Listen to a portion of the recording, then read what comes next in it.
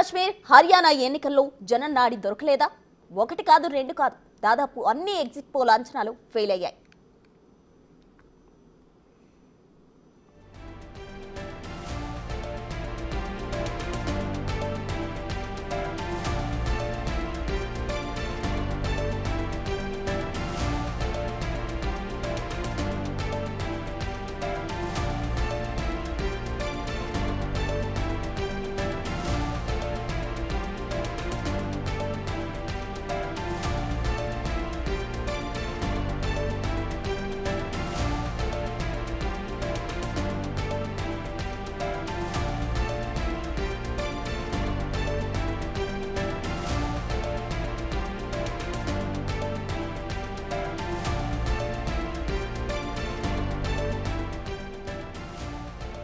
జమ్మూ కాశ్మీర్లో hung assembly ఏర్పడుతుందని అందరూ చెప్పారు. కానీ నేషనల్ కాన్ఫరెన్స్ కాంగ్రెస్ కూటమి ఫుల్ మెజారిటీ సాధించింది.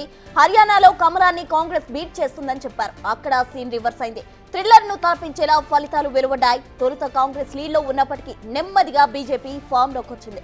ఏకపక్ష విజయాన్ని అందుకుని హ్యాట్రిక్ సాధించింది.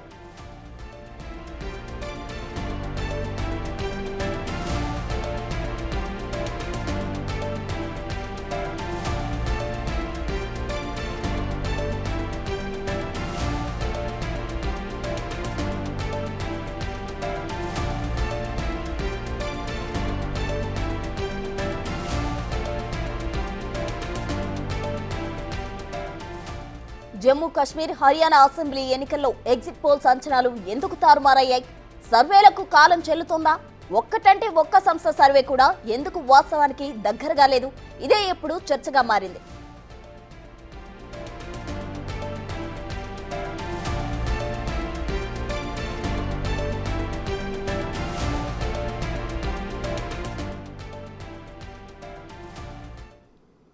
జమ్మూ కాశ్మీర్లో అసెంబ్లీ ఎన్నికల కౌంటింగ్ ముగిసింది. ఎగ్జిట్ పోల్స్ చెప్పినట్టుగానే అక్కడ హంగ్ అసెంబ్లీ ఏర్పాటు కానుంది. నేషనల్ కాన్ఫరెన్స్ కాంగ్రెస్ కలిసి ప్రభుత్వాన్ని ఏర్పాటు చేయనున్నాయి. జమ్మూ కాశ్మీర్లో 90 స్థానాలుండగా 42 స్థానాలు గెలుచుకుని నేషనల్ కాన్ఫరెన్స్ అతిపెద్ద పార్టీగా అవతరించింది. మిత్రపక్షం కాంగ్రెస్ 6 స్థానాల్లో విజయం సాధించింది. దీంతో మెజార్టీ మార్కు దాటింది. ఇక బీజేపీ 29 స్థానాలు గెలుచుకుని జమ్మూ కాశ్మీర్ అసెంబ్లీలో రెండో అతిపెద్ద పార్టీగా ఏర్పడింది. మాజీ సీఎం మెహబూబా ముఫ్తీ నేతృత్వంలోని పీడీపీ పెద్దగా ప్రభావం చూపించలేదు. కేవలం 3 చోట్ల విజయం సాధించింది. ఆర్టికల్ 370 రద్దు తర్వాత జరిగిన ఎన్నికల్లో కశ్మీర్ ప్రజలు బీజేపీకి వ్యతిరేకంగా తీర్పు చెప్పారు.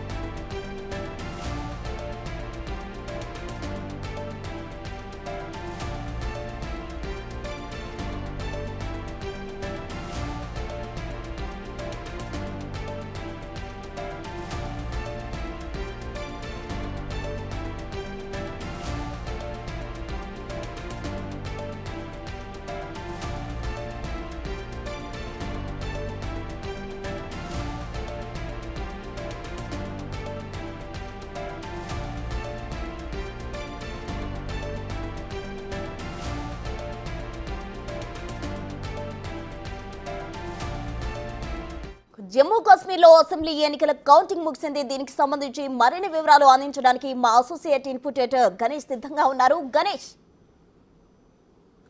ఎందుకంటే జమ్మూ కాశ్మీర్ ఫలితాలతో పాటు హర్యానాకు సంబంధించిన ఫలితాల కోసం ఉత్కంఠగా చాలా ఎదురు చూసాం. ఉదయం నుంచి కూడా దాదాపు ఉదయం 8 గంటల నుంచి పోస్టల్ బ్యాలెట్ జరిగిన తర్వాత 8:30కి ఏదైతే ఈవీఎంల ద్వారా ఓటింగ్ ప్రారంభమైందో క్షణక్షణం ఒక ఉత్కంఠ, అంటే T20 మ్యాచ్లను తలపించేలాగా ఏ పార్టీకి ఎన్ని సీట్లు వస్తాయి అనేది ఆ బాక్సులు తెరుస్తున్న కొలది అంటే దాదాపు 3 నుంచి 20 వరకు 8 వరకు ఉన్న ఆ పరిస్థితులు అయితే చాలా వరకు ఉన్నాయి. ఇలాంటి దాంట్లోనే అంటే పూర్తిగా ఏ పార్టీ అధికారంలోకి వస్తుందనేది జమ్మూ కాశ్మీర్ కావచ్చు, హర్యానా కావచ్చు, అప్పటికి అనేక సంస్థలు సర్వేలు నిర్వహించాయి. మరోవైపు ఎగ్జిట్ పోల్స్ ఇచ్చాయి. ప్రజలందరూ కూడా ఆ అంచనాల్ని ఏ విధంగా చూడాల్సిన అవసరం ఉంది అనేది ఒక ఉత్కంఠగా ఎదురు చూశారు. ఎందుకంటే దీనికి ఈ సర్వేల ఫలితంగా అనేక పార్టీలు అంచనాలు వేసుకున్నాయి. తాము ఎప్పుడు ప్రమాణ స్వీకారం చేయాలి, ఎవరెవరితో తాము పొత్తులు పెట్టుకోవాలని. మరోవైపు ఏదైతే సర్వేలు ప్రారంభం చూసుకున్న తర్వాత కౌంటింగ్ స్టార్ట్ అయిన వెంటనే అనేక పార్టీలు సంబరాలు చేసుకున్నాయి, కొన్ని దిగాలు పడ్డాయి.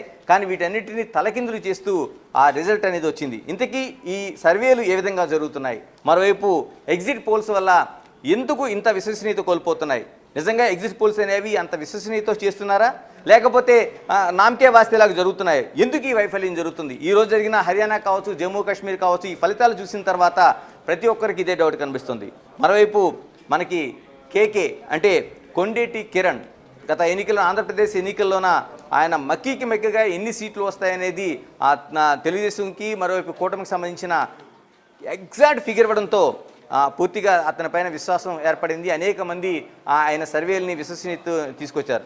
మరి ఈ రోజున జమ్మూ కాశ్మీర్ కావచ్చు, హర్యానా కావచ్చు, ఇందులోన అనేక సర్వే సంస్థలతో పాటు ఈ ఫెయిల్యూర్స్ ఎందుకు వచ్చాయి, ఏ విధంగా జరుగుతున్నాయి అనేది మనం తెలుసుకుందాం. మనతో కేకే ఉన్నారు, కేకే జాయిన్ అవుతున్నారు. కిరణ్ గారు నమస్తే. కిరణ్ గారు, నా వాయిస్ వినిపిస్తుందా మీకు? వినిపిస్తుందండి, వినిపిస్తుంది. వినిపిస్తుందండి. ఎస్, హలో కిరణ్ గారు, నా వాయిస్ వినిపిస్తుందా?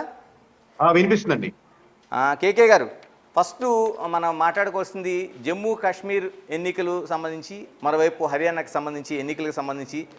ఎందుకు అంటే అనేక సంస్థలు, అంటే ఒకటి కాదు రెండు కాదు, దాదాపుగా 10కి పైగా సంస్థలు మనకి ఈ ఎన్నికలు సర్వే కావచ్చు, లేకపోతే ఎగ్జిట్ పోల్స్ సర్వే కావచ్చు అందించాయి.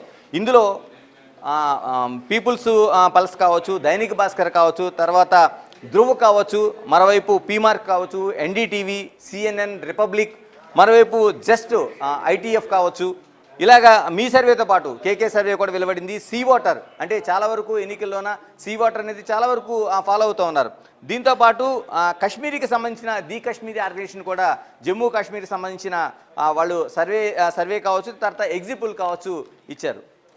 టోటల్గా అంటే జమ్మూ కాశ్మీర్లకు సంబంధించి లేదా హర్యానాకు సంబంధించి, హర్యానాలో ఖచ్చితంగా కాంగ్రెస్ ప్రభుత్వం ఏర్పడుతుందనేది అనేక సంస్థలు చెప్పినాయి, ఇంక్లూడింగ్ కేకే సర్వేతో పాటు. మరోవైపు జమ్మూ కాశ్మీర్లోన అసలు ఏ పార్టీకి సరైన మెజారిటీ రాదు, ఎందుకంటే అది పూర్తిగా హంగు ఏర్పడే అవకాశం ఉందనేది ఖచ్చితంగా చెప్పారు. కేకే గారు, మీరు చూశారు ఉదయం నుంచి వచ్చిన తర్వాత ఇప్పుడు 49 ఏదైతే ఈ సర్వేలోన జమ్మూ కాశ్మీర్లో హంగు ఏర్పడుతుంది అనుకున్నారో, అక్కడ కాంగ్రెస్కి తన కూటమితో 49 స్థానాలు, అంటే మ్యాజిక్ ఫిగర్ 46 అయితే 49 స్థానాలు వచ్చినాయి. అటు హర్యానాలోన అసలు బీజేపీ ఎక్కడా కూడా రాదు అనుకునే పరిస్థితుల మధ్య బీజేపీకి అంటే కాంగ్రెస్కి ఎడ్జ్ ఇచ్చారు. కాంగ్రెస్ ఖచ్చితంగా గవర్నమెంట్ ఏర్పాటు చేస్తుందని హర్యానాలో చెప్పారు. ఎందుకంటే బీజేపీకి ఉండే గతంలో ఆ వైఫల్యాలు కావచ్చు, మిగతా అంశాలు కావచ్చు, అంటే వీటన్నిటి చూసుకున్న తర్వాత అక్కడ పూర్తి విరుద్ధంగా బీజేపీ సింగిల్గా తన 3వ అంటే హ్యాట్రిక్ని నమోదు చేసింది పార్టీ. ఎందుకు ఇలా జరుగుతుంది? నేను స్ట్రైట్గా మిమ్మల్ని అడగదలుచుకున్నాను, ఎందుకు ఈ సర్వేలు ఫెయిల్ అవుతున్నాయి? అంటే మీకు ఆ వాటర్ నాడి తెలుస్తుందా, తెలియటం లేదా? అంటే ఒకటండి, మిగతా సర్వే కంపెనీస్ గురించి నేను కమెంట్ చేయలేను. బట్ మనం ఫస్ట్ నుంచి చెప్తున్నట్టు జమ్మూ కాశ్మీర్ కానీ హర్యానా కానీ రాబోతున్న ఎలక్షన్స్ లో కానీ బీజేపీ చాలా టఫ్ ఫైట్ ఎదుర్కొంటుంది. చాలా కష్టం. ఇదే ప్యాటర్న్ లో వెళ్తే మనకు కాంగ్రెస్ కి వర్సెస్ బీజేపీ ఎక్కడ జరుగుతుందో కాంగ్రెస్ మోర్ ఫేవర్ గా ఉంటుందని చెప్పాం. సో జమ్మూ అండ్ కాశ్మీర్ లో నేషనల్ కాన్ఫరెన్స్ కానీ కాంగ్రెస్ కానీ కూటమి ఖచ్చితంగా మంచి విజయాన్ని అందుకుంటుంది అనుకున్నాం. సో దాని తగ్గట్టుగా వచ్చింది. But coming back to Haryana, ఒకటి నేను మిగతా సర్వీస్ గురించి నేను కమెంట్ చేయలేదు, కానీ మనకి ఏపీలో ఒకటి నేను అబ్జర్వ్ చేసింది ఏంటంటే, మనం ఎమ్మెల్యేస్ దగ్గర నుంచి ఆర్డర్స్ తీసుకొని బూత్ లెవెల్లో సర్వే చేస్తుంటాం. So every booth in detail గా విలేజ్ లెవెల్లో కానీ విలేజ్ లెవెల్లో చేస్తుంటాం. బట్ హర్యానాకు వచ్చేసరికి మన కేకే సర్వీస్ సొంతంగా మనం హర్యానాలో మనమే చేద్దామని మనమే డిసైడ్ చేసుకొని మనం ఏ ఎమ్మెల్యేని, ఏ ఎంపీని, ఏ పొలిటికల్ పార్టీని కాంటాక్ట్ కాకుండా మనం చేసాం. సో దాంట్లో టఫ్ ఫైట్లుగా మేము అనుకున్నటువంటి నియోజకవర్గాలు ఫస్ట్ తీసుకొని వాటిని వెరిఫై చేసి ఇది కన్ఫామ్ గా బీజేపీ కొడుతుంది, ఇది కన్ఫామ్ గా కాంగ్రెస్ కొడుతుంది అన్నప్పుడు మనకు వాటిలో వెరిఫై చేయడం జరిగింది. బట్ ఓవరాల్ గా ఫిగర్ మనకు పర్సంటేజ్ పరంగా చూసుకుంటే రెండుకి 39% వచ్చింది చివరికి ఓట్ బ్యాంకింగ్. మాకు ఇంకొక మా సర్వే ప్రకారం అయితే యాక్చువల్లీ 4 to 5% ఇంకా అధికంగా రావాలి. బట్ ఎక్కడ మిస్ అయ్యామనేది అదర్స్ మోస్ట్లీ ఒక 12% వరకు వెళ్ళిపోయిందండి. సో అక్కడ మోస్ట్లీ డిఫరెన్స్ వచ్చింది. ఇంకా షాకింగ్ ఏంటంటే జాట్ బెల్ట్ ఏదైతే ఉందో బాగా అగెనిస్ట్ కనపడిందో అక్కడ కూడా బీజేపీ పుంజుకుంది. ఆల్మోస్ట్ ఇప్పుడు మన మ్యాజిక్ ఫిగర్ కి 1-2 సీట్లు ఎక్స్ట్రాగా రాబట్టుకుంది. పర్సంటేజ్ పరంగా సమానంగా రాగలిగినా కానీ సీట్ల పరంగా అయితే చాలా డిఫరెన్షియేట్ కనపడింది. దీని ఏదో మామూలుగా దీన్ని బ్యాక్ లాగా లేకపోతే ఫెయిల్యూర్ లాగా తీసుకోవట్లేదండి. ఇది మంచి లెసన్ లాగా తీసుకొని రేపు మహారాష్ట్ర మేము చేయాలనుకునే సర్వేకి దీన్ని చాలా స్ట్రాంగ్ గా ఇంకా గట్టిగా ప్రతి నియోజకవర్గంలో ప్రతి విలేజ్ బూత్ లెవెల్లో చేసి మళ్ళీ గెట్ బ్యాక్ అవుదామని అనుకుంటున్నామండి. వేరే సర్వేస్ గురించి నేను కేకే కామెంట్ గారు చేయను. ఇక్కడే చిన్న ప్రశ్న. మీరు అంటుంది ఒక పాఠంలా తీసుకుంటున్నాం అంటున్నారు, కానీ అటు రాజకీయ పార్టీలకు కావచ్చు, లేకపోతే ప్రజలు అంటే మీ సర్వేలను చూస్తున్న వాళ్ళకి కావచ్చు ఒక గుణపాఠంలా మారుతున్నాయి. ఎగ్జాంపుల్ హర్యానాకి సంబంధించి మీరు చూస్తే 90 సీట్ల మొత్తానికి దాదాపు 75 సీట్లు కాంగ్రెస్కి వస్తాయని చెప్పారు, 11 సీట్లు బీజేపీకి వస్తాయని, ఇతరులకు మిగిలిన సీట్లు వస్తాయని చెప్పారు.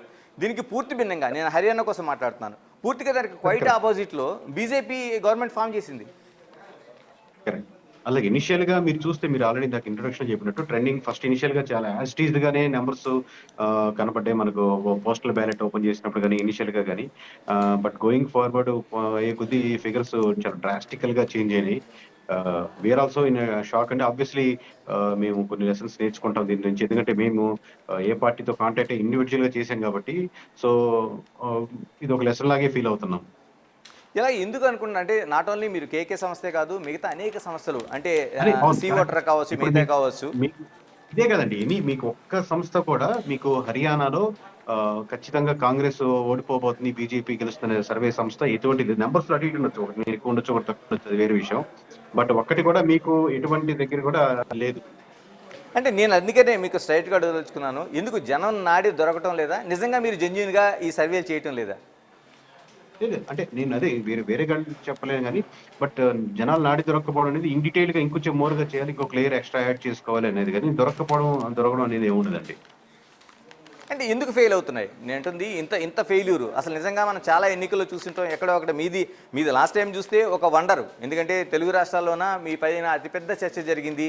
ఎందుకంటే మీరు ఎగ్జాక్ట్ ఫిగర్ ఏదైతే ఇచ్చారో అంటే అంటే గెలిచే పార్టీ కాదు, ఓడిపోయే పార్టీ కూడా ఎన్ని సీట్లు వస్తాయి మీరు నిర్ధారణ చేశారు మీరు ఉన్నది. ఇప్పుడు ఎందుకు అంత ఫెయిల్యూర్ కనిపిస్తుంది?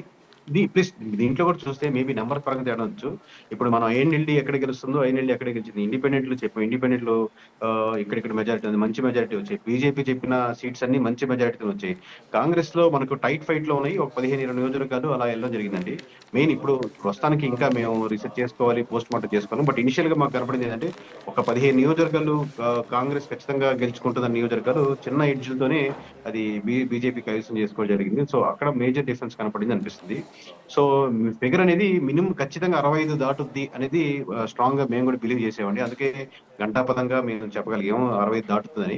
బట్ చాలా డ్రాస్టిక్ డిఫరెన్స్ పర్సంటేజ్ పరంగా ఉన్నప్పటికి కూడా కొద్దిగా 3-4% డిఫరెన్స్ అది పుంజుకోవడం వల్ల, ప్లస్ అదర్స్ ఇందా చెప్పినట్టుగా 12% ఓట్ బ్యాంకింగ్ అదర్స్ కి ఎక్కువ పుల్ చేయడం వల్ల 3-4% బ్యాక్ లాక్ అయింది. దానివల్ల హ్యూజ్ డిఫరెన్స్ కనపడింది మీకు.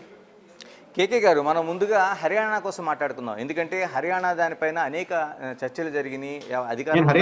హర్యానా గురించి డిస్కస్ చేస్తున్నాం. హర్యానా కోసం ముందుగా మనం మాట్లాడుకుందాం. హర్యానాలోన ప్రధానంగా మనకి జవాన్, కిసాన్, మరోవైపు ఫైల్మాన్, ఈ 3 నినాదాలతోని పూర్తిగా బీజేపీ అక్కడ సిట్టింగ్ పార్టీగా ఉంది కాబట్టి ఫెయిల్యూర్ ఖచ్చితంగా అవుతుంది. ఎందుకంటే మనం రైతుల ఆందోళన చూసాం, తర్వాత ఫైల్మాన్ సంబంధించిన ఇష్యూస్ని మనం చూసాం, తర్వాత జవాన్కి సంబంధించింది అంటే అగ్నివీర్కి సంబంధించి ఎంత ఆందోళన జరిగిందో మనం చూసాం.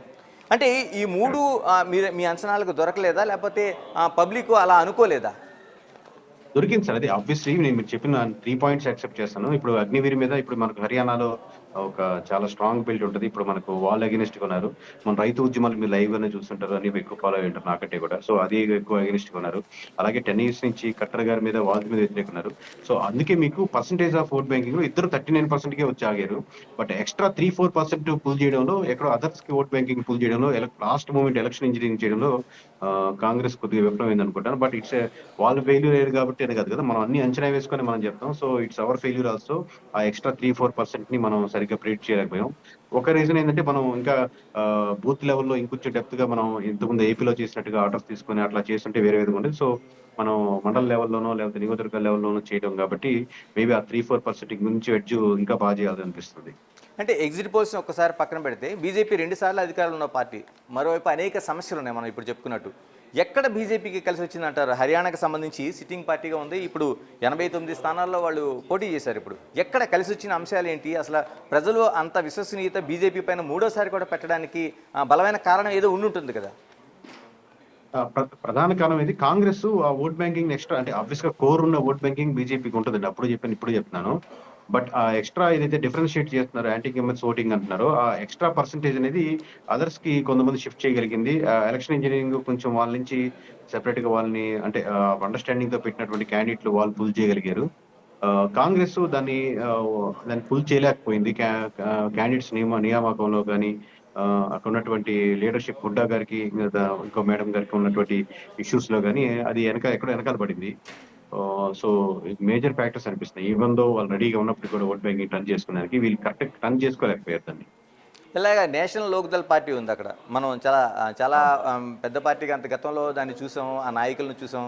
వాళ్ళు బీఎస్పీతో కూడా పొత్తు పెట్టుకొని ఒక ప్రయాణం చేశారు. అంటే కనీసం అది ఏమాత్రం ఆ ప్లే చేయలేకపోయింది. కరెక్ట్. అంటే అదే ఐఎన్డిఎల్ కి మామూలుగా ఓవరాల్ గా సోర్స్ కోల్పోయిందండి. మన సిర్సా జిల్లాలోనే మాత్రం కనపడుతుంది ఆ జిల్లా మాత్రం ఓవర్లీ. సో ఆ జిల్లాలో ఆయనకి ఐఎన్ఎల్డి వస్తుందని చెప్పాం మనం. ఆ సీట్ వచ్చింది. ప్లస్ మిగతా చోట్ల ఎక్కడ ప్రభావం ఉండదని చెప్పాం. జేజేపీ కానీ, ఆమ్ ఆద్మీ పార్టీ కానీ యాస్టీస్ గా జరిగాయి. ఓవరాల్ గా ప్యాటర్న్ వైజ్ గా, ఓట్ బ్యాంకింగ్ వైజ్ గా, సీట్ల వైజ్ గా ఆల్మోస్ట్ మనం చెప్పింది 99% ఉందండి. బట్ ఎక్స్ట్రా 4% తో ఆ 15-20 సీట్లు పూల్ చేయగలిగింది. దాన్ని కరెక్ట్ గా ఎలక్షన్ ఇంజనీరింగ్ చేయగలిగింది. వీళ్ళు సరిగ్గా చేసుకోలేకపోయారు. కేకే గారు ప్రత్యేకంగా మనం హర్యానాలోన అరవింద్ కేజ్రీవాల్ ఆప్ కోసం మాట్లాడుకోవాల్సిన పరిస్థితులు ఉన్నాయి. ఎందుకంటే దాదాపుగా 88 స్థానాల్లో ఆ పార్టీ పోటీ చేసింది. అరవింద్ కేజ్రీవాల్ భూమిపుత్రగా తనని తాను ఎస్టాబ్లిష్ చేసుకున్నారు. ఎందుకంటే చాలా వరకు అంటే ఎక్కడైతే ఢిల్లీ కావచ్చు, అక్కడ తర్వాత పంజాబ్ కావచ్చు, మిగతా చోట్ల వచ్చిన తర్వాత ఎందుకు ఆ పార్టీ ఎక్కడ వైఫల్యం కనిపించింది మనకి? కరెక్ట్ అండి. ఆమ్ ఆద్మీ పార్టీ గురించి మనం ఫస్ట్ నుంచి ఎగ్జిట్ పోల్స్ అప్పుడు కానీ ముందు నుంచి నేను పెద్ద దగ్గర చెప్తున్నాను. అక్కడ ఎక్కడో వాళ్ళ దగ్గర అసోసియేషన్ వాళ్ళిద్దరు ఘటబంధన్లో డిలే అయింది.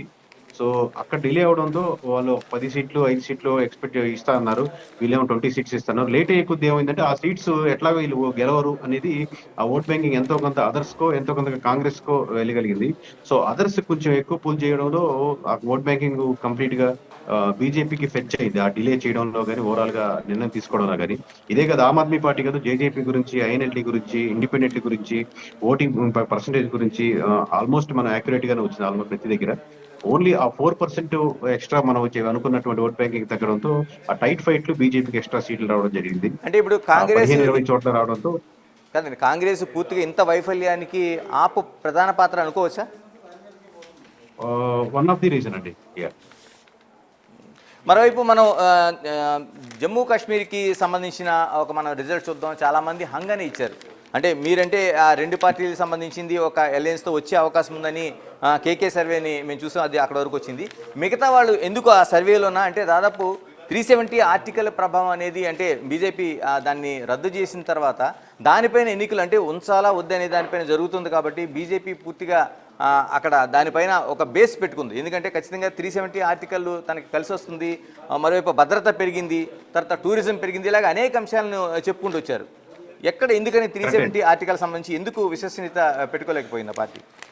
అది ఇప్పుడు అంటే రెండు మాట్లాడతాం సార్. ఇప్పుడు మోస్ట్లీ ఇప్పుడు మనం ఎక్కడైతే మిస్ అయ్యామో దాని మీద ఎక్కువ కాన్సన్ట్రేషన్ అయిపోద్ది. ఇక్కడ ఆమ్ ఆద్మీ పార్టీ, జేజేపీ గురించి, ఐఎన్ఎల్డీ గురించి, ఇండిపెండెంట్ గురించి, ఓటింగ్ పర్సంటేజ్ గురించి అంతా ట్రూ అయింది. బట్ నెంబర్స్ పరంగా డిఫరెన్షియేట్ చేయడానికి ఎక్కువ కాన్సన్ట్రేషన్ అయిపోద్ది. At the same time Jammu Kashmir లో ఇంకా మనకు సర్వే చేయడం కానీ, అక్కడ డేటా తెచ్చుకోవడం కానీ, అక్కడ మాట్లాడడం కానీ ఇంకా కష్టం. బట్ స్టిల్ మనం వాళ్ళతో మాట్లాడుతూ, వాళ్ళతో అక్కడ చేపిస్తూ, అక్కడ అబ్జర్వ్ చేస్తూ కీన్ గా మనం ఫస్ట్ నుంచి డే 1 నుంచి చెప్తున్నాను. ఇక్కడ నేషనల్ కాన్ఫరెన్స్ కానీ, కాంగ్రెస్ కానీ చాలా బలంగా ముందుకు రాబోతుంది. ఖచ్చితంగా గవర్నమెంట్ ఫామ్ చేస్తాయి. At the same time reasons ఏంటంటే అక్కడ స్టేట్ హుడ్ కోరుకుంటున్నారు. కంపల్సరీ బీజేపీ ఓన్ లో జమ్మూలో కొంచెం ఫేవర్ గా ఉన్నా కానీ కాశ్మీర్ లో ఆల్మోస్ట్ చాలా వరకు కష్టమని, వ్యాలీలో ఉన్న ఏరియాలో చాలా కష్టం అని చెప్తూనే ఉన్నాం. సో అదే ఫ్యాక్టర్స్ కనబడుతున్నాయి సార్. వాళ్ళు ఏంటంటే ఇప్పుడు మనకు ఆంధ్రప్రదేశ్ కి స్పెషల్ కేటగిరీ మనం స్టేటస్ ఎలా కోరుకుంటున్నాము, సో 370లో ఆ స్పెషల్ కేటగిరీషన్ వాళ్ళు ఇన్ని రోజులు ఎంజాయ్ చేసేసరికి దాన్ని ఉంచాలి అనేది బలంగా కోరుకుంటున్నారు. At the same time union territory చేసేయడం వల్ల ఆ స్టేట్ హుడ్ కోల్పోయిందని బలంగా నమ్ముతున్నారండి.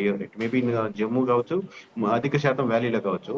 దాని ప్రభావమే ఇప్పుడు నేషనల్ కాన్ఫరెన్స్ కానీ, కాంగ్రెస్ కానీ ఆ కూటమికి ఇంత బలంగా ముందుకు రావడానికి ఉపయోగపడిందండి.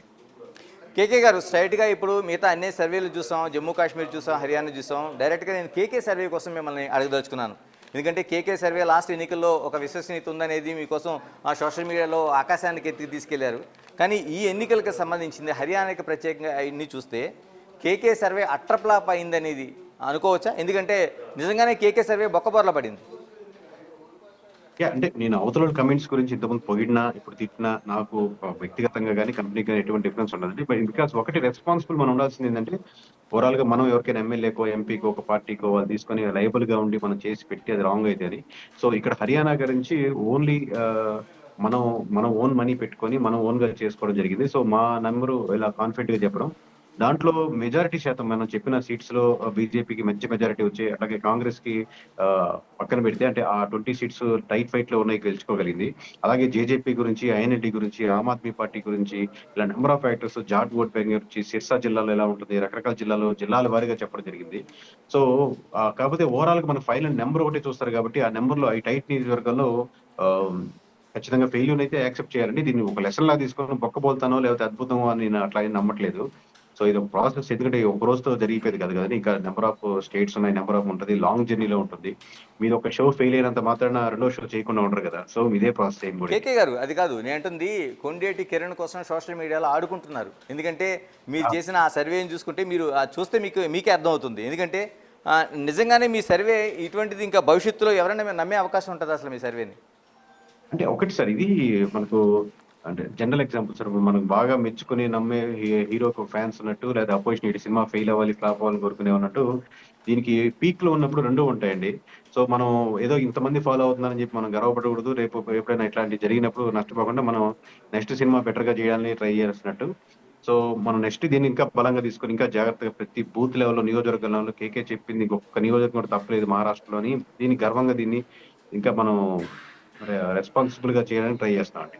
అంతేగాని అంటే ఏం ఎఫెక్ట్ ఇవ్వమండి మామూలుగా, అది పొగడ్తలు కానీ లేకపోతే ఇప్పుడు ఆబ్వియస్లీ మీరు చెప్పింది కరెక్టే. మోస్ట్లీ తిట్టేదానికి చాలా వీడియోస్ రెడీగా ఉండొచ్చు, చాలా మంది దొరికేట్రా కేకే అని చెప్పేదానికి రెడీగా ఉండొచ్చు, కానీ బట్ ఏం ఇంపాక్ట్ చూపించండి మన జర్నీ అయితే ఎక్కడ అంటే కాదు కేకే గారు, ఇది సక్సెస్ అయితే మీరు అమెరికాలో కూడా మీరు సర్వే చేస్తారని ఒక ప్రచారం అయితే జరుగుతుంది, నిజమేనా? అంటే యాక్చువల్లీ యుఎస్ది ప్లస్ హర్యానా, మహారాష్ట్ర ఆప్షన్ వచ్చిందండి. సో మేము ఆ టైంలో డిసిషన్ తీసుకోవాల్సి వచ్చింది ఇక్కడే చేద్దామా లేదని. So we started with Maharashtra అండి. బట్ ఇమీడియట్ గా మనకి ఎలక్షన్ కమిషన్ హర్యానా ముందు పెట్టి తర్వాత పెట్టేసరికి immediately we jumped into Haryana. Maharashtra slow phase లో పెట్టి ఎక్కువ హర్యానా పుష్ చేయడం జరిగింది. యాక్చువల్లీ యుఎస్ లో స్టార్ట్ చేద్దామని ప్లాన్ తో ఉండాం, బట్ రైట్ నో ఇప్పుడైతే చేయట్లేదు. కేకే గారు ఇక్కడే కాంగ్రెస్ కూడా ఒక విధమైన అంటే ఫలితాలు లేట్ అవ్వడం కావచ్చు, లేకపోతే అఫీషియల్ వెబ్సైట్లో అప్లోడ్ చేయడంలో కావచ్చు, చివరికి కంప్లైంట్ చేసింది. అంటే ఇప్పుడు కాంగ్రెస్ అంటుంది ఈవీఎంలో ట్యాంపరింగ్ అంటుంది. మీరు దీన్ని ఏ విధంగా చూడాల్సి అంటారు? అంటే నేను దాని గురించి కమెంట్ చేయనండి. ఎందుకంటే ఇప్పుడు నేను కమెంట్ చేసేదంటే మిగతా వేరే పొలిటీషియన్స్ చేసినట్టే.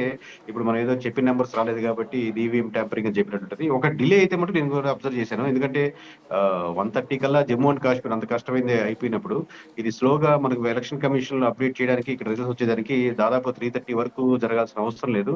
ఎందుకంటే 90 నియోజకవర్గాలు చాలా చిన్న, కంపారిటివ్లీ మనకు మహారాష్ట్ర 288 తో పోలిస్తే 90 అనేది చిన్నది. ఇంతకుముందు ఆంధ్రప్రదేశ్ తో పోలిసినా చాలా చిన్న 90 నియోజకవర్గాలు చాలా చిన్న. ఆ స్లో ఫేజ్ జరిగినైతే మాత్రం వాస్తవే. ఇప్పుడు చిన్న ఏ మాత్రం కమెంట్ చేసినా అది బాగోదు కాబట్టి కరెక్ట్ గా దాని మీద ఈవీఎంస్ మీద వాటి మీద కరెక్ట్ చేయరు. నా మిస్టేక్ మనం కరెక్ట్ చేసుకుని మా కంపెనీ ఎలా ముందుకెళ్ళాలి, ఇది మేబీ మా ఫెయిల్యూర్ గా నేను యాక్సెప్ట్ చేస్తానండి. ఎలాగంటే ఈ ఎన్నికల ప్రభావం జమ్మూ కాశ్మీర్, మరోవైపు హర్యానా, ఈ రెండు రాష్ట్రాల ప్రభావం అంటే ఒకవైపు బీజేపీ, ఒక కాంగ్రెస్ రెండు గెలుచుకున్నాయి. ఇవి మిగతా రాష్ట్రాల్లో జరగబోతున్న ఎన్నికలు, అటు మహారాష్ట్ర కావచ్చు, మిగతా మనకి చివరి వరకు జరిగే యూపీ ఎన్నికలు కావచ్చు, వీటన్నిటిపైన, అసెంబ్లీ ఎన్నికలపైన ఎలాంటి ప్రభావం చూపే అవకాశం ఉంటుంది? ఖచ్చితంగా ఉంటుందండి. ఇంతకుముందు దానికి స్టిక్ ఆన్ ఏంటాను, హర్యానా, మహారాష్ట్ర ఇవన్నీ వరుస పెట్టి కంటిన్యూస్ గా బీజేపీ గడ్డుకాలంగానే ఉంటుందని చెప్పారు. మీరు పర్సంటేజ్ వైజ్ గా చూడండి సార్, నేను ఏపీలో అయితే చాలా సార్లు కమెంట్ చేశాను. మీరు చూస్తే ఇక్కడ హర్యానాలో రెండు పార్టీలకి ఆల్మోస్ట్ సేమ్ పర్సంటేజ్ వచ్చింది. బట్ చిన్న పర్సంటేజ్ తేడాతో కొన్ని సీట్స్ చాలా వరకు కోల్పోవడం జరిగింది, లేదంటే మంచి మెజారిటీ వచ్చినది. బట్ దీనివల్ల అడ్వాంటేజ్, దీని ఎఫెక్ట్ ఏంటంటే మహారాష్ట్ర మీద ఆబ్వియస్లీ దే బూస్టప్ వస్తుంది. బీజేపీ వాళ్ళకి, కోర్టుగా పనిచేసే వాళ్ళకి ఇంకా ఎలా మనం గెలవగలుగుతాం మహారాష్ట్ర అనేది ఒక బూస్టప్ ఇచ్చేదానికి, ఎక్స్ట్రా ఫ్లేవర్ యాడ్ చేసేందుకు ఉపయోగపడుతుంది. అట్ ది సేమ్ టైం ఒక లెర్నింగ్ లెసన్ కూడా ఉంది కాంగ్రెస్ కి, ఇక్కడ ఎక్కడెక్కడ మిస్టేక్ చేశారు, ఆ ఎడ్జ్లు ఏం చేసుకోవాలి, ఎలా కూటమి కలుపుకొని వెళ్ళాలి అనేది. కేకే గారు 2019లో కూడా మీరు అక్కడ సర్వే చేశారు, తర్వాత మొన్న ఎన్నికల్లో చేశారు. అంటే అంతకుముందు ప్రచారం లేదు కానీ గడిచిన ఎన్నికల్లో మీకు ప్రచారం వచ్చింది. ప్రజల నుంచి స్ట్రైట్గా అంటే చాలామంది సోషల్ మీడియాలో కావచ్చు, మిగతా చోట కావచ్చు, కేవలం ప్రచార ఆర్భాటం కోసం, మీరు జనాల్లో కనిపించడం కోసం, లేదా మీ సంస్థలను ప్రచారం చేసుకోవడం కోసం ఒకటి జరుగుతుందనేది క్లియర్ కట్గా అడుగుతున్నారు. రెండో ప్రశ్న, ఒక్కొక్క దానికి ఎంతో కొంత తీసుకోకపోతే ఈ విధంగా ప్రజల్ని మభ్యపెట్టేలాగా లేకపోతే ఒక పూర్తిగా డైవర్షన్ చేసేలాగా ఇందులో డబ్బులు ఖచ్చితంగా ఇమిడి ఉన్నాయి, అందుకని ఆ డబ్బులు కాసిపడి ఇలాంటి సమస్యలు లెక్కగా మిక్కిలా వస్తున్నాయనే దానికి స్ట్రైట్గా మీరు ఏం ఆన్సర్ చెప్పదలుచుకుంటారు? అంటే ఒకటి ఇప్పుడు డబ్బులు కాసేపడి చేస్తున్నారు అనేది ఇప్పుడు ఆబ్వియస్ గా మనం బ్రాండ్ ఇప్పుడు కంపెనీ నడుపుతున్నాం అంటే మామూలుగా దానికి ఆ కంపెనీ ద్వారా మనీ జనరేట్ చేసేదానికి ఉపయోగపడుతుంది, ఎందుకంటే ఇంతమంది శాలరీస్ ఇవన్నీ ఇచ్చేదానికి. బట్ రాంగ్ గా వెళ్ళి ఇప్పుడు ఎవరి దగ్గర డబ్బులు తీసుకొని అటు చేస్తే మామూలు లాంగ్ టర్మ్ ఉండదని బలంగా నమ్ముతున్నాం. సో ఇది వచ్చేసి మామూలు ఇంతకుముందు ఏపీలో మనకి ఇండివిజువల్ గా అది వైసీపీ కానీ, టీడీపీ కానీ, ఎమ్మెల్యేలు కానీ, ఎంపీలు కానీ మనం ఆర్డర్ తీసుకొని వాళ్ళకి బూత్ లెవెల్ రిపోర్ట్ ఇవ్వడం జరిగేది. ఇదేంటంటే ఇండివిజువల్ గా మనకు ఓన్లీ మనం చూద్దాం, మనం స్టార్ట్ చేద్దామని చెప్పి జమ్మూ కాశ్మీర్ కానీ, హర్యానా కానీ, మహారాష్ట్ర కానీ, జార్ఖండ్ కానీ ఇవి ఓన్ గా స్టార్ట్ చేయం. ఆన్ ది వేలో మీన్ వేలో ఏదైనా పొలిటికల్ పార్టీ అప్రోచ్ అయ్యి డేటా కావాలి, అప్రోచ్ కావాలి, అది ఓకే. బట్ ఇనిషియల్లీ మాకు ఆర్డర్ తో స్టార్ట్ చేసిన నియోజకవర్గాలు లేదా రాష్ట్రాలు కాదు ఇవి. మన బ్రాండ్ ని ఖచ్చితంగా దేశవ్యాప్తంగా వెళ్ళాలి అని ఖచ్చితంగా మేము డిసైడ్ చేసుకుని ఇంటర్నల్ గా తక్కువ టైం ఉన్నా సరే హర్యానా చేద్దామని మేము ఇంటర్నల్ గా తీసుకుంది.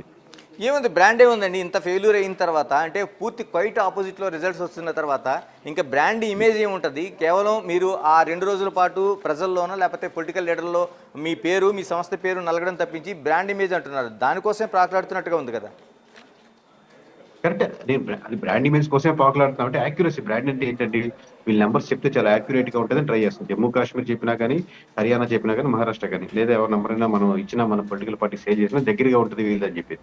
సో ఇక్కడ ఏంటి, ఆమ్ ఆద్మీ పార్టీకి మనం ఎగ్జాక్ట్ గా చెప్పాం, జేజేపీకి చెప్పాం, ఐఎన్ఎల్టీకి చెప్పాం, లేదా బీజేపీకి మనం చెప్పిన నియోజకవర్గాలు మెజారిటీ వచ్చాయి, లేదా జిల్లాల వారీగా చెప్పుకుంటూ వచ్చాం.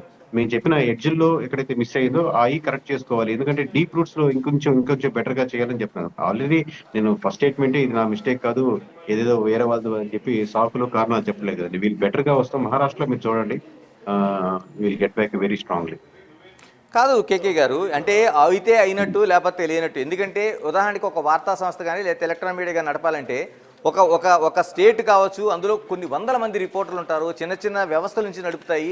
అంత పెద్ద వ్యవస్థ ఉంటే తప్ప అక్కడ నుంచి ఒక కమ్యూనికేషన్ రావడం కానీ, ఒక జడ్జిమెంట్ చేయడం కానీ, లేకపోతే ఆ వార్తా శాఖ అంటే దాన్ని ఎనాలిసిస్ చేయడం కానీ అవ్వదు. అటువంటిది కేకే లాంటి వాళ్ళు, అంటే మిగతా నాట్ ఓన్లీ మిగతా వాళ్ళు కూడా ఒకరిద్దరు పర్సన్స్తో పాటు ఉండి ఎలా చేయగలుగుతారు? అసలు ఇది సాధ్యమేనా?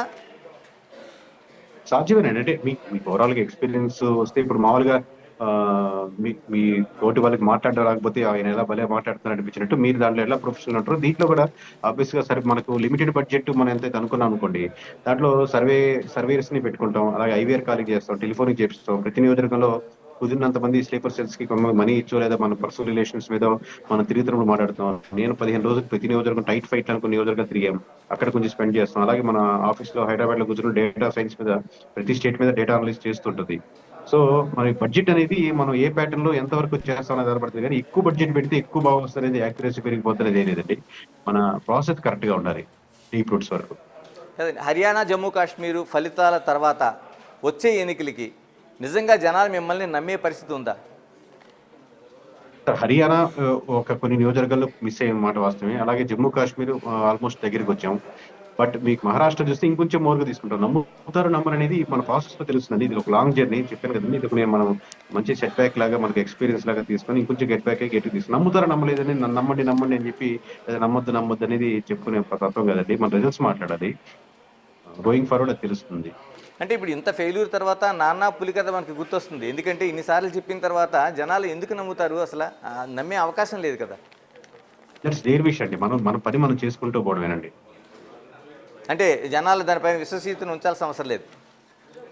అంటే అదే ఇప్పుడు నేను పొగడ్తలు కూడా అదే అన్నాను, వాళ్ళ ఇష్టం, మన పని అయితే మనం చేసుకుంటూ పోతాం. ఎవరైనా కమెంట్లు కానీ ఇంతకుముందు వైఎస్ఆర్సీపీ గారు గెలుస్తుంది 2019 లో అని గట్టిగా చెప్పినప్పుడు టీడీపీకి అమ్ముడు పోయాడు అది ఇదని నెగిటివ్ కమెంట్లు వచ్చి పాజిటివ్ ఉండేది. అలాగే మన టీడీపీ చెప్పినప్పుడు కూడా వైఎస్ఆర్సీపీ టీడీపీకి అమ్ముడు పోయారు చెప్పి నెగిటివ్ కమెంట్లోనే పాజిటివ్ పోయింది. ఇప్పుడు మిస్ అయింది చూసేవా, కేకే మిస్ అయ్యారని చెప్పి ఉంటారు, లేదు తను గెట్ బ్యాక్ అవుతారు, మళ్ళీ ఏదో మిస్ అయింది హర్యానా అనుకునే వాళ్ళు ఉంటారు. సో ప్రతిదానికి మనం సమాధానం చెప్పుకుంటూ కింద చూడకుండా అంటే మనం మన వర్క్ మీద కాన్సన్ట్రేట్ చేసుకుని ఇంకెక్కడైనా మిస్టేక్ చేసామో కరెక్ట్ చేసుకుంటూ ముందుకు వెళ్ళాలని అనుకుంటున్నాం. చివరిగా చెప్పండి కేకే గారు, మీతో పాటు మిగతా అనేక సంస్థలు ఈ సర్వేలు నిర్వహించడానికి ఎక్కడి నుంచి క్యాపిటల్ని మీరు సమకూర్చుకుంటారు? మీ వెనకుండి ఎవరైనా పెట్టుబడులు పెడతారా, లేకపోతే మీరే సమకూర్చుకుంటారా? రిటర్న్స్ ఏ విధంగా వస్తాయి? అసలు ఇందులో ఒక అంతుపట్టని మనకు ఒక పదార్థం కనిపిస్తూ ఉంటుంది. అలాగే సార్, మామూలు అంతుపట్టింది లేదు. ఇప్పుడు మామూలుగా ఫర్ సపోజ్ బిగ్ టీవీ కేకే కలిసేసి మహారాష్ట్రలో చేద్దాం అనుకున్నాను. బిగ్ టీవీ అప్రోచ్ అయ్యింది. నెట్స్ నేను ఎగ్జాంపుల్ చెప్తాను. నియోజకవర్గానికి ఇంత అమౌంట్ అండి, మనం ఎంత అవుద్దంటే లేదండి ఇంట్లో మనం చేయగలుగుతారంటే 280 నియోజకవర్గాలకు మనం చేసి పెడతాం. దీన్ని మనం బిగ్ షోలా చేద్దాం, సెపరేట్ గా చేద్దాం. షో క్రియేట్ చేశారు అనుకోండి. అంటే ఎనీ నేషనల్ ఛానల్స్ తో వాళ్ళతో అసోసియేట్ చేసేవాళ్ళు. నెంబర్ 1. నెంబర్ 2, ఒక పొలిటికల్ పార్టీ వాళ్ళకి అసెస్మెంట్ కావాలి కదా. ఎనీ పొలిటికల్ పార్టీకి ఈ క్యాండిడేట్ కరెక్టా, ఈ క్యాండిడేట్ వద్దనుకునేవారు వాళ్ళ అసోసియేట్ ఇది ఖర్చు చేసి మాకు ఈ క్యాండిడేట్ అనుకుంటున్నాం, ఈ నలుగురులో ఎవరైతే కరెక్ట్ అనుకునేవాళ్ళు ఉంటారు. అలా స్ట్రాటజికల్ పార్ట్నర్ ముందుగా లాస్ట్ ఎలక్షన్ మూమెంట్ కాకుండా ముందుగానే ట్రావెల్ చేసేది ఉంటుంది. అలా కాకుండా మనం ఓన్ గా మనం రిస్క్ తీసుకొని మనం ఓన్ గా వర్క్ పెట్టి నెంబర్స్ మాత్రమే మనం పొలిటికల్ పార్టీస్ కో పర్సన్స్ కో ఛానల్స్ కో సేల్ చేసే ఉంటాయి. ఓవరాల్ గా ఈ రకరకాల ఛానల్స్ అండి ఇవన్నీ. రైట్ కేకే గారు, ఎందుకంటే సర్వేల పట్ల విశ్వసనీయత కోల్పోతూ ఉన్న పరిస్థితులు కనిపిస్తున్నాయి టోటల్గా. ఇదేమైనా మళ్ళీ మహారాష్ట్ర అంటున్నారు, మహారాష్ట్రలో కూడా మరోసారి ప్రజలు మోసపోతారా, లేకపోతే మీ సర్వేలన్నీ నిజంగా ఆ విధంగా వస్తాయని చూడాల్సి ఉంది. Thank you very much KKG. Right, ఇది టోటల్గా మనకు కనిపిస్తున్న సర్వేలు నిజంగా ఒక అసలు రంగులాడిది. అంటే అవితే అయింది అంటే మనకి వాతావరణ శాఖలో మనకి ఒక జోక్ కనిపిస్తుంటుంది. అంటే మబ్బులు పైన కనిపించేటప్పుడు వర్షం వస్తే వస్తుంది, లేకపోతే రాదు. ఈ విధంగా సర్వే సంస్థలన్నీ అయిపోయినాయి ఇప్పటివరకు.